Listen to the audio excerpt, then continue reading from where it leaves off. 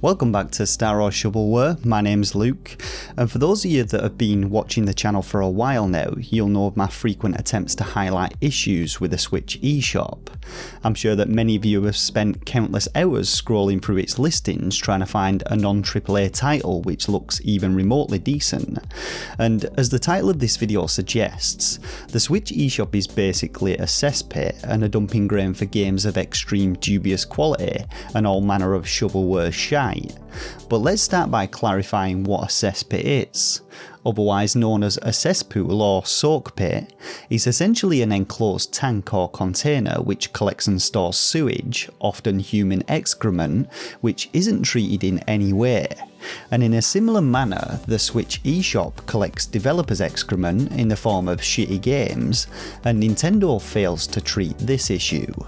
Now, I've seen it mentioned many times that the Nintendo Wii eShop was also an absolute travesty,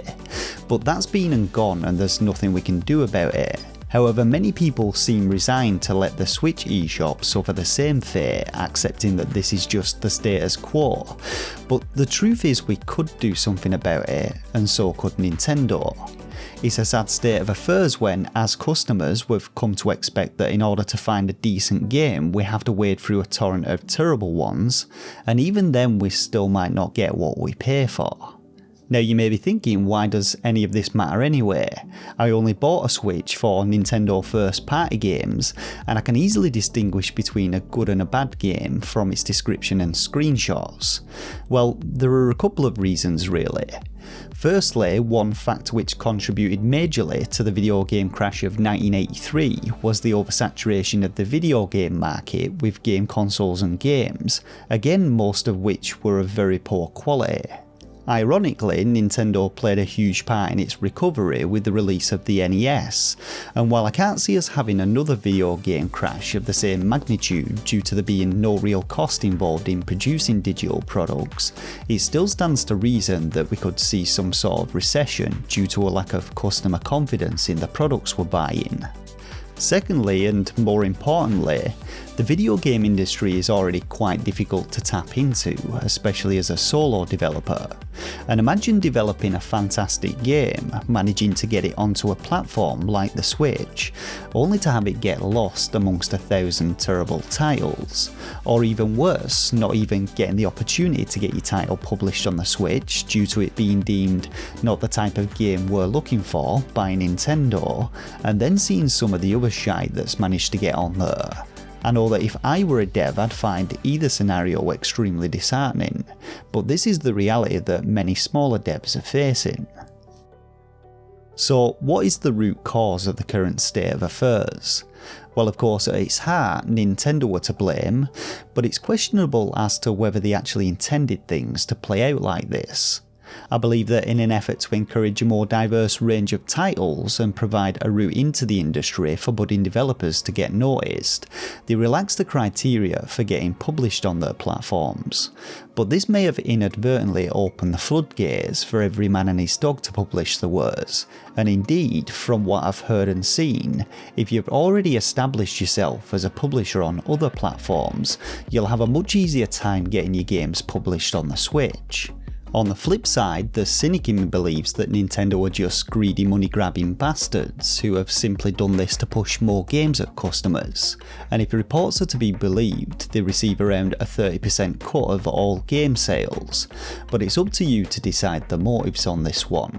Aside from relaxing the route in, Nintendo have also struck a deal and adopted Unity as one of the primary development platforms for Switch titles, and even advertised it on their official developer portal. And considering that a huge number of mobile games are developed using Unity, and places like the Unity Asset Store exist, allowing people to essentially download complete game packages, it's no wonder that we're seeing a huge influx of these types of games on the Switch eShop. So who are the main offenders when it comes to Switch eShop shovelware? Well, first and foremost, let's talk about the asset flippers, whom you'll already know I have a passionate distaste for. And if you're not aware of what an asset flip is, to put it very simply, it's the process of buying game assets from places like the aforementioned Unity Asset Store, and then publishing them as fully fledged games with little to no effort required on behalf of the developer. While there's nothing illegal about this, and even bigger developers turn to the asset stores to source materials for the games, as they may not have the time or skill sets to produce them themselves, developers such as Pixar's and Benjamin Kistler, who are two of the most prolific asset flippers on the eShop, tend to cherry pick assets which come with complete playable demos, and then just publish these pre-made demos as though they're complete games. There are even instances of the same demo being published multiple times on the Switch by different developers under different names, and if you're interested in seeing the extent to which asset flipping is becoming a problem, I've produced a dedicated video covering the topic, and you'll find it linked down in the description box below. Now, the second problem child of the eShop are the mobile ports, and while there have been a few decent ones over the past couple of years, many of them are just cheap cash grabs, and like I said, generally the process of porting Unity games to the Switch takes very little time and effort, and most of these mobile games are created in Unity. Places like the Google Play Store are already saturated by low-quality mobile games, many of which are games as a service intended to lure customers in by providing the game for free, but earning revenue through in-app purchases, and many such games have been ported to the Switch with the in-app purchases removed, instead having an upfront cost, but the dull and repetitive grindy gameplay remains intact, which said in-app purchases were designed to alleviate. Finally, and perhaps most worrying of all, is the emergence of games which on the surface look pretty decent, with reasonable looking screenshots and solid sounding game descriptions and gameplay features. A couple of examples of these include the titles from Midnight Works, which I've recently been covering on the channel, such as the Cop Car Police Simulator and Prison Simulator games. But after purchasing and playing these titles, you'll find that the screenshots have been faked, the descriptions have been embellished, and most of the mentioned gameplay features aren't present, and the games themselves are pretty much unfinished messes. The reason these types of games are so concerning is the fact that, unlike asset flips and mobile ports, you can't just look at the eShop listing for them and think, yeah, they look like shit so I won't buy them, and after purchasing them and discovering they're not what you expected, requesting a refund from Nintendo under grounds of false advertising like I did, will likely be met with rejection. These scammers are not the only offenders though, as I've played several games whose eShop listings feature screenshots from their PC counterparts, giving customers false expectations of the game's visuals, and in fact these titles are often poorly optimised and have potato vision. Now, you will find low quality titles on the eShop which don't fall into these particular categories, and even reputable publishers have been known to publish the same game with minor tweaks multiple times, just to get them back in the limelight for more sales. But from my experience, these are the three main culprits when it comes to Switch shovelware. So what can be done to solve or at least alleviate the issue? Well, there are a number of potential solutions to the problem. Firstly, the most simple countermeasure would to be introduce some kind of player-driven rating system, and the lack of such a system was one of my main reasons for starting this channel in the first place.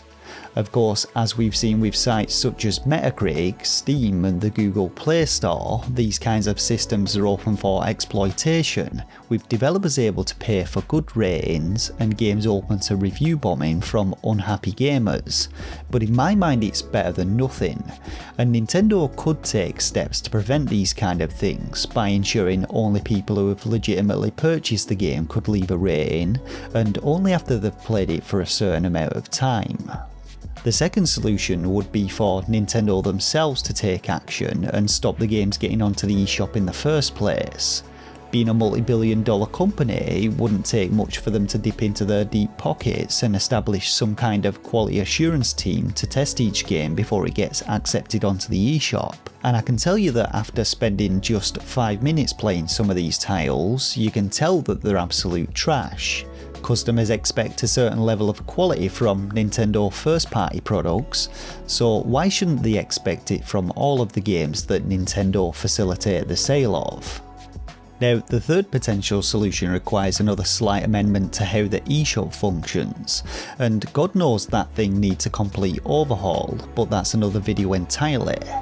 The idea behind this one though is that, similarly to how customers are able to apply filters to things like the pricing and genre of games, they should also be able to apply filters to specific publishers, in essence allowing them to blacklist them and thus completely hide their titles from the eShop listings. I think that this would probably prove the most effective solution, it requires the least effort on Nintendo's behalf, and it's also free from any kind of exploitation, beside perhaps the publisher repeatedly changing their publishing name.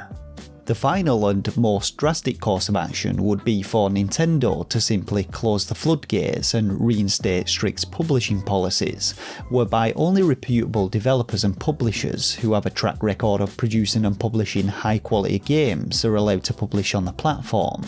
As an indie game fan and supporter of solo devs, this is not something that I personally would be an advocate for, but it would certainly stop the likes of PixArt and Kistler from releasing their weekly asset flips.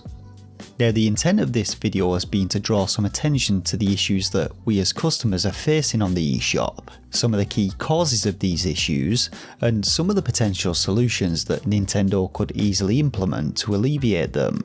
But with all that's been said in this video, what are your thoughts on the situation?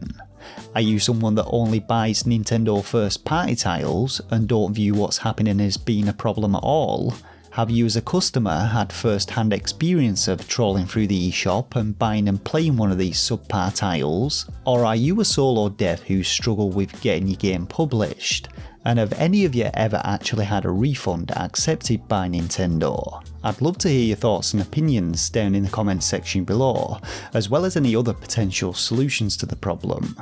Now, for more info on the subject of asset flips, a deeper dive into PixArt and the games they've published, or for just a heads up on some of the games you should definitely avoid, be sure to check out my asset flip playlist. For now though, if you enjoyed this video, hit that like button, subscribe to the channel for more Switch reviews and content, and until next time, take care of yourselves and game on.